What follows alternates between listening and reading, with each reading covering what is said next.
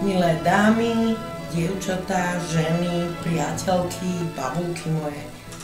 Ja vám k týmto nadchádzajúcim sviatkom a do nového roku chcem želať čas, aby ste sa mali kedy zastaviť a uvažovať nad tým, čo bolo a čo príde.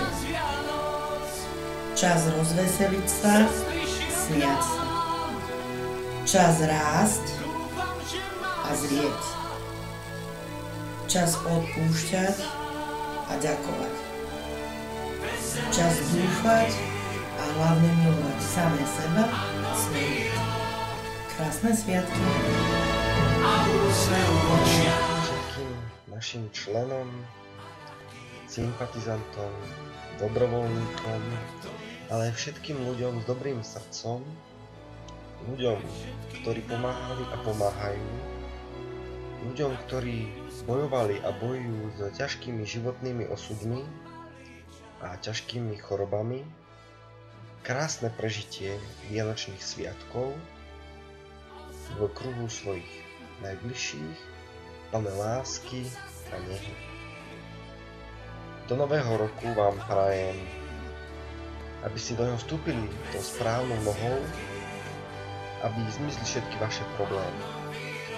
A nám, vašej komunite prajem, aby sme v projektoch Stop týraniu a Pomôžme si navzájom mali čo najmenej práce, pretože to by znamenalo menej ľudí s problémami.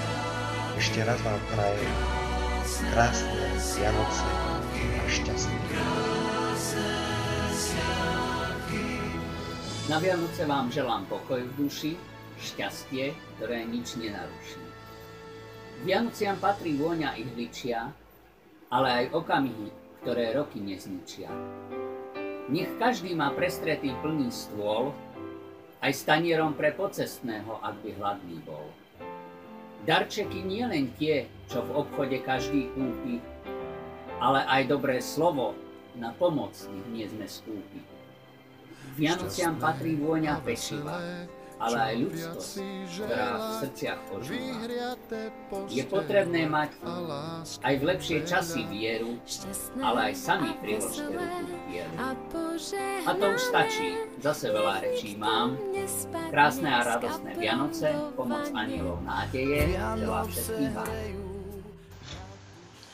Takže zdravím všetkých ľudí a keď už teda sa nám čo chvíľa blížia Vianoce, tak ako jedna z tých, ktorá sa snaží tretím rokom dávať pomoc ľuďom, tak by som im chcela všetkým do celého sveta, hlavne deťom, zaželať šťastné a veselé, hlavne aby ste si ich užili v zdraví. No a keď vidíte, som vianočne naladená špeciálne pre vás, tak vám už poviem k tomu iba toľko, že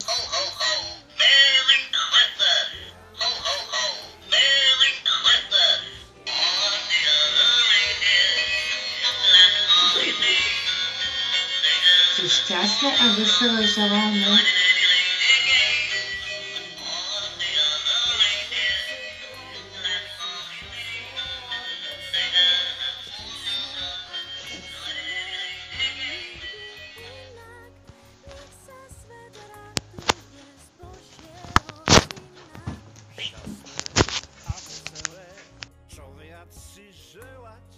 Vyhriate postele a lásky veľa.